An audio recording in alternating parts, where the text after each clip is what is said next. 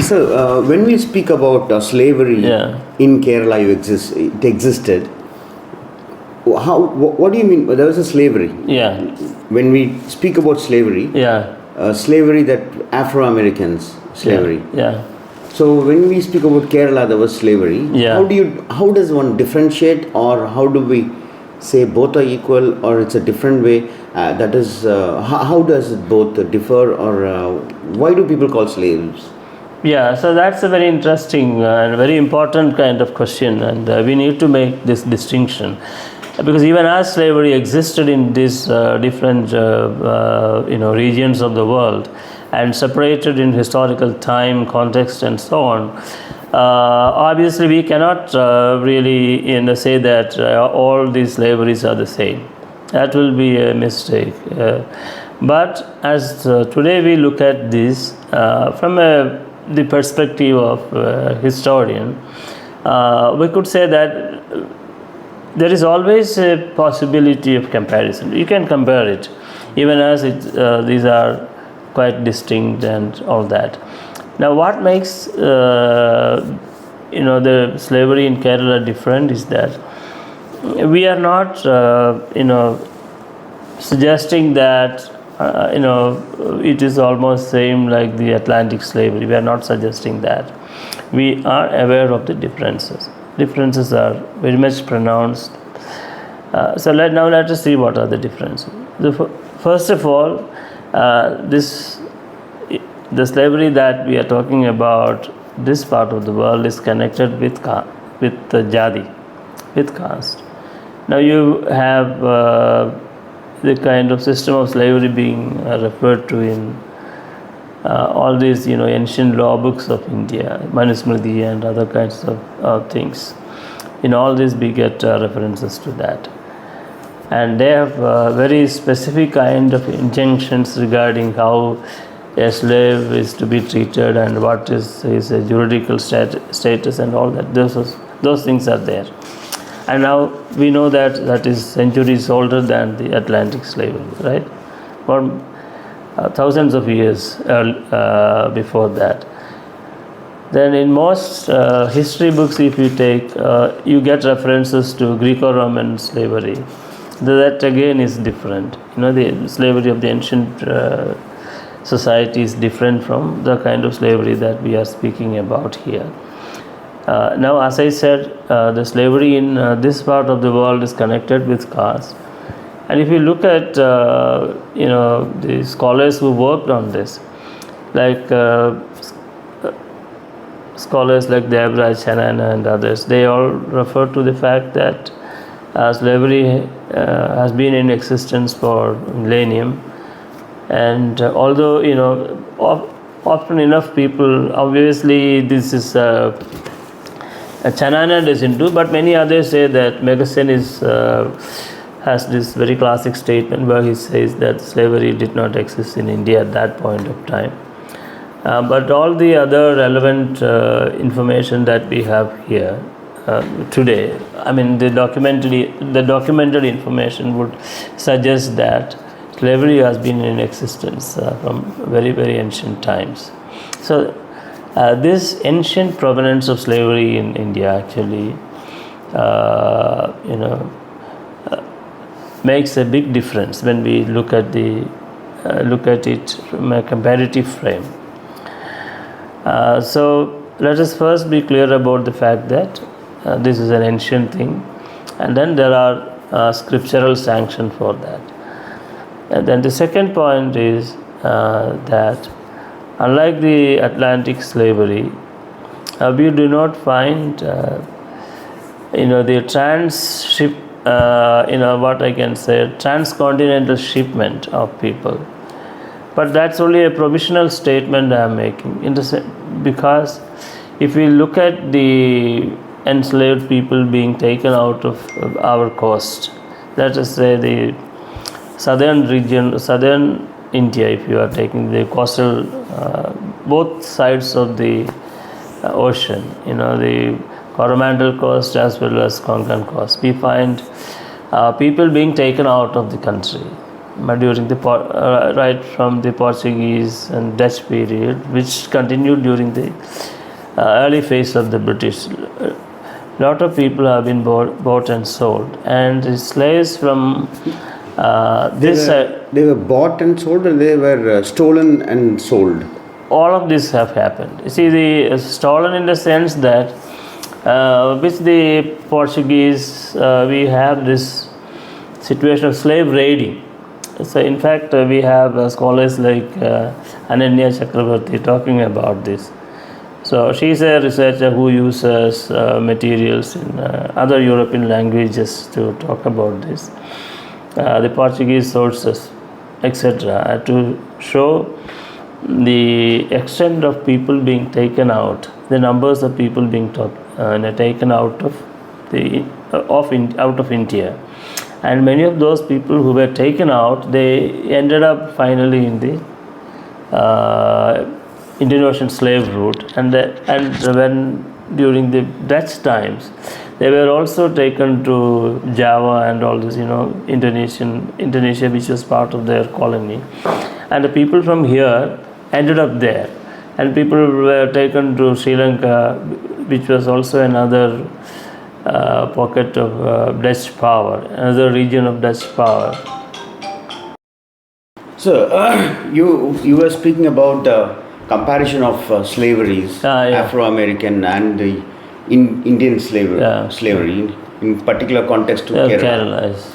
So, in Kerala, it is said that Pulaya is a slave caste. Yeah, that's right. So, there were many Dalit castes. Yeah. Why Pulaya were considered as slaves, and why Pulaya was considered? I'll go for next question after this. So, why Pulayas were considered as a slave caste? Okay, so before entering into that, I think I need to respond to the previous question a little bit, because otherwise you might feel a certain imbalances in the way we treated that. So the African American slavery to which you have referred to, that's a modern phenomenon, the slavery of the modern period, and that involved this what in their history they refer to as middle passage. People traveling across this Atlantic to reach the Americas, so both the North and the South America as well as North America, and millions of people have crossed the sea in the hold of the ship. So the whole histories of that. And in fact, a lot of people have written about the extreme sufferings of people who cross those Atlantic. Their lives were ravaged, and the communities were destroyed, and all these things have been happening. So, West Africa, if you take that region specifically, that history was really a horrible kind of history. And human sufferings, the cost of human sufferings was too high. So you have millions of people who were taken out like that. Now, when we talk about slavery in this part of the world, it's not comparable in that sense. So we don't find people crossing the huge seas in the hold of the ship the way the Atlantic slavery operated. But here also, as I said, during the colonial period, Portuguese Dutch period particularly, or to begin with, the Portuguese, you have thousands of people being taken out of the Indian coast, both the western coast as well as the eastern coast. Now the sheer numbers are mind-boggling, the differences. We don't have millions of people taken out of the Indian coast like the Atlantic slave trade. So therefore there are huge differences in terms of the total volume of capital generated out of slavery. Those comparisons are really different. Like many historians have studied this question of the relationship between capitalism and slavery, right? And in all that, the most significant, the central question was the Atlantic slave trade and the profits generated from that. So now, so the Indian Ocean slavery, in terms of the volume of people the slaves that were transported from here, you find a huge amount of differences. But yet, that also gave rise to accumulation of capital. The profits generated out of slave trade, etc., was there. Not as much as what you see in the Atlantic, how people were alienated, all those questions. Then there are points where comparison is possible. So therefore, we need to really look at these cases and then see how we can really make sense of it. And sometimes generalizations have to wait. We have to be really concerned about the specific differences, then talk about that. Yet it is possible to compare.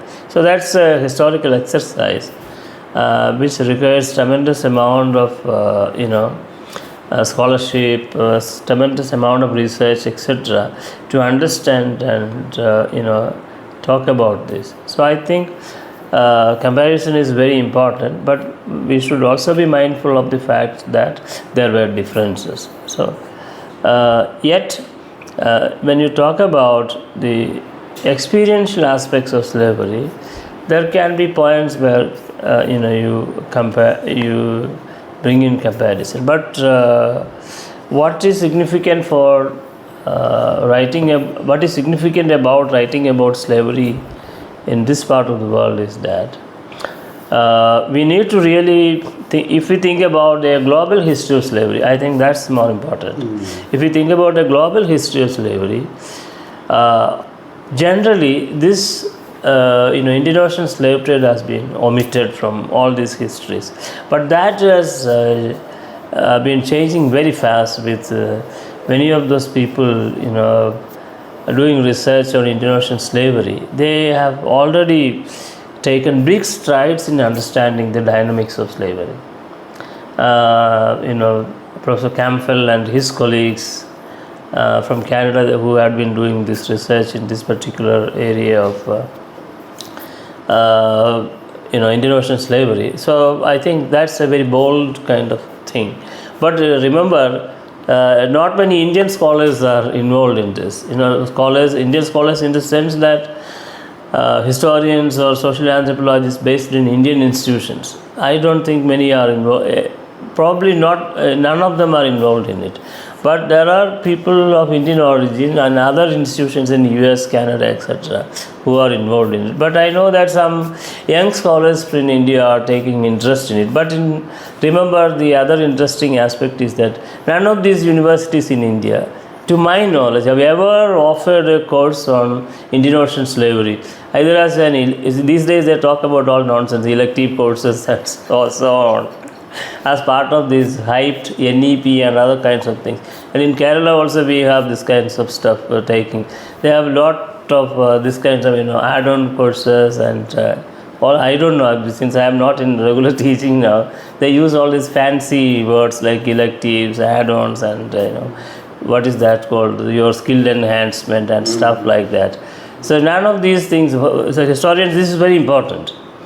These kinds of researches and studies are important, but hardly any courses, any university in India, none of them offer any programs in Indian Ocean slavery. But when I attended one of these online seminars, maybe last year I think, of the Indian Ocean slavery group of Professor Campbell and others. So there were scholars who doing research, but they are all based in American universities. And I was really glad and surprised to know that they were offering academic, the kind of postgraduate programs in history where courses are offered on Indian Ocean slavery. But tell me any university in India teaching these kinds of things. So therefore, Indian historians or social scientists in India, I don't think they are doing a good job. They're just best. What they can do is to close their eyes and do their history. That's what they are doing. they write about the civilization stuff and all that. But you say you cannot talk about Indian civilization or whatever it is without taking into account this millennium old, the human sufferings, oppression, enslavement, and all that. So that's it. So we may discuss this problem on another occasion in a very detailed manner. Yeah. So this why Pulaya caste? There were many castes. Okay, let me ask this way. In Kerala demography, only Pulayas were considered as a slave caste. There were Dalits, other castes were there. There were Brahmins were there. Nayars were there. There were different castes were there. But why one particular caste? Yeah, so that's a very important question. So, I mean, maybe in the last couple of years, historians like Professor Rajan Gurukal, I mean, he is a very important historian of ancient Kerala. He had published a two-piece article in the Madhubhumi Weekly, and wherein he actually talked about the Aryan Brahmin migration to Kerala, and then how through force they were able to subjugate the local population, of which the Pulayas were probably a dominant one. I'm cutting into short some of his arguments. And so he used a particular Malayalam word. He expressed it like this: "Valthalapil nediyadu," means they have used the blade of this sword, to subjugate the local people, of which the Pulayas were the dominant in terms of demography, perhaps at that point of time. And they were enslaved, and these people were made agricultural laborers, if we use a modern term. So they were forced to work in the polders, both in the wetlands where paddy would be cultivated and in the dryland farms. Now, there's a small addition to what you said. There were other communities who were also enslaved, like the Parayas or Kauravas, Ainavas, and so on. And Chairman also. Chairman. Yeah, Chairman is actually, if you look at this all ethnographic writings, Chairman is a term which is applied to the Pulayas of the north of Kerala. And I think that maybe in the Malabar region, including that of Trichur, this term is there. But they also use the term Pulaya interchangeably. So like you could use the term like Pulaya Charma, that kind of things. Pulaya and Charamar is different. Charamar is an assertive name which Pulayas of Travancore region, particularly North Travancore region, adopted in the early 20th century. It was part of their mobilization and all that.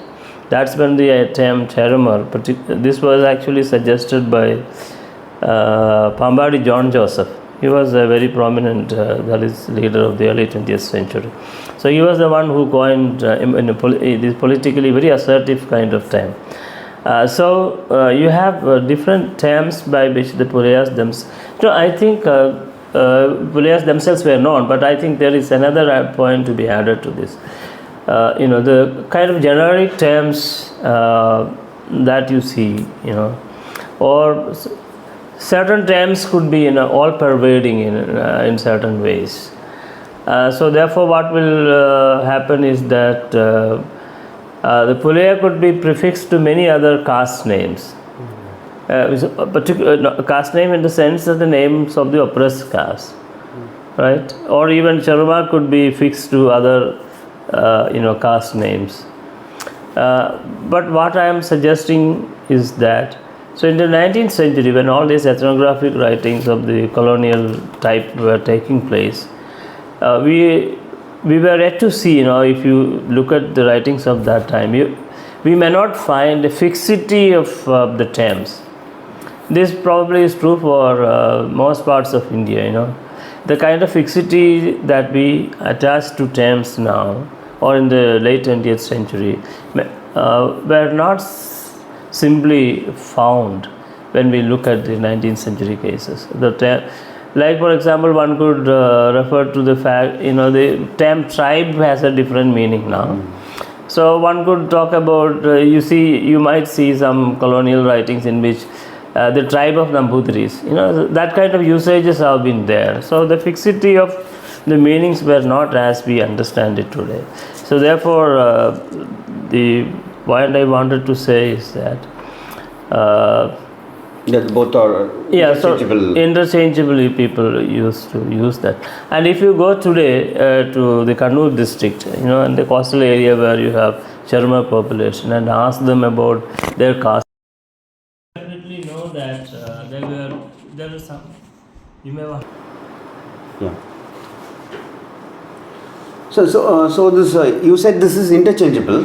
Yeah, it remained almost like that. It was interchangeably used. So this one, why Nayars were not chosen, and why Nayars and No, that's the interesting part of it, because the people have been talking about different theories of the emergence of these caste groups and so on. Nayars could be thought of as a locally dominant group and who align themselves with the Nambudris, and therefore when the Brahmanical system comes, these Shudra castes would not be enslaved. I mean, some people would say that they were in fact dominated by the Brahmins and Nambudiri Brahmins, etc., and therefore some could say that they were enslaved, but that's not the case. So because the Nambudiri Brahmins had matrimonial alliances with these people, and therefore although this community could be thought of as below the Brahmins in terms of caste power and so on, they were not an enslaved group in the way we understand enslavement or slavery. Same with many other the temple service castes who are part of the dominant caste group, if you want to put it like that, or those castes who wielded the caste power to subjugate others. But I think up to some point in time, maybe until early 19th century, segments of Iravas were enslaved, because if you look at the Tiruchirappalli copper plate, that's an earliest record we have about the different social groups in Kerala. That's in the mid 9th century AD, this particular document. You get references to people who are enslaved and whose services have been given to that particular dominant group of Christians engaged in long distance trade. So if you go by such recorded histories, then you find that many communities who were subservient to the powerful upper caste communities, that these particular examples would prove that the whole idea of enslavement was there, right? And now what happens to these different communities is a case in point. So if you take the case of Iravas, there was a real question of understanding how and at what point of time perhaps their status as an enslaved caste came to an end. So that must have happened in a phased manner, in the sense that probably by the early decades of the 19th century, around 1820, that time, it was quite possible that gradually Iravas got released themselves from various kinds of restrictions imposed on them as a formerly enslaved kind of group in the agrarian sector, to the extent that I think today none of them ever speak about this particular history. You look at the caste histories that people have written in from their community, etc., we may not find people articulating this particular aspect of their history. But in the 19th century, you find them as a very assertive social group, a lot of mobilization happening, and Iravas become a very diverse a social group or a caste community that began to follow diverse occupation, including agriculture, and also forays into abkari business and so on, and also toddy tapping and all that. So there is a kind of idea among many social scientists that Iravas are a toddy tapping caste, which is not correct. In fact, they were into diverse occupations and so on, right? So therefore, what we need to look at is, if you really want to see the trajectory of different communities in terms of their labor, whether they were enslaved labor, performing enslaved labor or relatively free labor and so on, you find the lower rung of the society, the lowest rung of the communities that were subjected to enslavement, untouchability and all that. They continued to be so until the British abolition of slavery. While in the case of the Iravas, they got released probably during the early 19th century, to the extent that this kind of a history is in fact not there in their popular memory, or at least we don't see them being articulated in that way. What is being articulated as very prominent among as far as Irava history is concerned is the whole the development which the community had undergone, the class of well-to-do traders, or the well-to-do farmers and entrepreneurs and rich people who had come from this particular community, and epitomized by the Srinarayana Guru's movement. So this is how that particular community writes about themselves. And now the communities below that, Pulayas, Parayas and all that we have mentioned, they really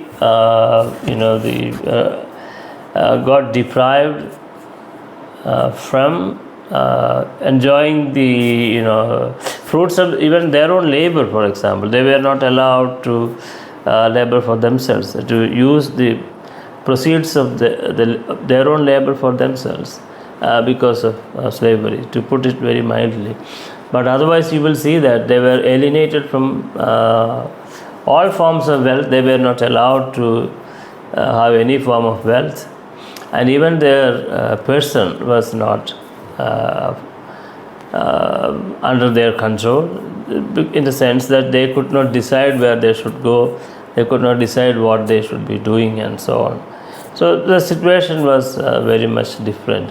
But you might see some kind of documents which would talk about people, particularly during, I think, the Dutch period. Materials that are available now in translation would refer to the case of some segments of these communities existing relatively free from the control. But that must have happened in places like Kochi, but it's very difficult to generalize that. Whereas in the large swathes of the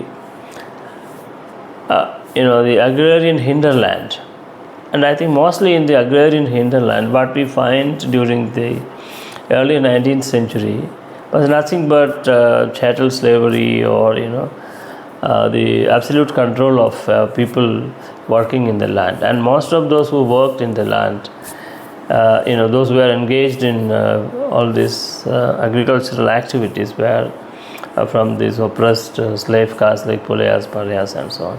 So if I look at the materials that are very familiar to me, English records of the period, whether the government stuff or the missionary archive, so we can definitely say that all these references point to the fact, all their references, I mean these two major sources I am talking about, refer to the fact that Pulayas, Parayas, etc. were enslaved people. So if you trace the histories of the enslaved communities from say mid 9th century to later periods, some communities just get released of this, but for a very long time they also must have been under the control of the upper caste landlords, But then subsequently, the things changed. But the condition of the enslaved caste below the Yavas continued as they remained as enslaved. I mean, I can tell you, even until the uh, early decades of 20th century, the example which I gave when we started our discussion, like in our fieldwork, in the course of our fieldwork, we encountered people who narrated to us the stories of their grandparents. I mean, the people whom we encountered or interviewed were, say, like 85, 90, etc. That was their age group. Where at the time of our interview in, say, 2010, and some were very elderly when we interviewed them in 2015, 16, that time, 90 plus. Few of them were 90 plus, few of them were 85 plus, and so on. And all those people recall the fact that their grandparents were bought and sold. And now if you work back in terms of chronology, if you want to work back and find out exactly when those great grandparents were born, then you will reach the early years of the 20th century, which means that these men and women, these young children, they were all bought and sold when they were young kids. So that must have happened around between, let us say, 1900s and 1910, or the fag end of the 19th century. So this system was prevailing. The difference could be that we do not come across the documents of transaction. For earlier periods in the 19th century, we have a lot, but even for 1920s and so on, historians have come across the transaction documents. There were a few transaction documents of the early 20th century that have survived. So this is how we need to really look at this. It's really a complex situation, but the only interesting part of it is interesting for bad reason, is that people haven't written about it. Therefore I think that more people should do engaging research in this, right?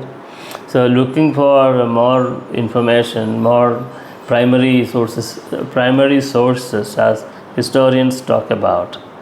The information generated during that time, early 20th century writings and so on, to see how effectively we can write histories of this. Now here is a point of comparison, as following what you asked. Now if one wants to write about the history of the African American slavery, for example, so there are extremely powerful source materials, information is available, right? Or if somebody wants to write about Caribbean slavery and so on, there are sources. This is my last point. When once I think we went to this the slavery museum in Greenwich in London, right? So it was quite interesting to see the archivist over there. He brought to us a box full of these historical documents. These were documents which contained the logbooks of the ship, where the details of the commodities transacted were recorded. And then he opened this and he started reading the names of people who were transported as commodity. And this gentleman, he is an Afro-Caribbean person. Probably at that time he was a British citizen also. I assume that he was a British citizen.